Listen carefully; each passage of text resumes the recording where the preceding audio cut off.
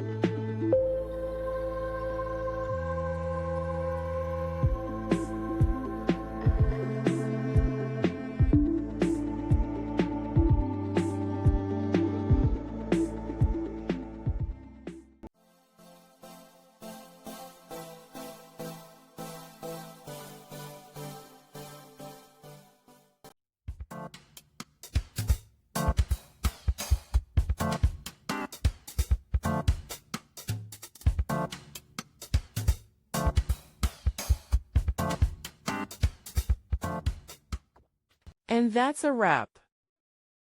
I hope you found the answer you were looking for. If you did, take a second to hit that subscribe button. It really helps out. And let me know in the comments which solution worked best for you. See you next time in the debug zone.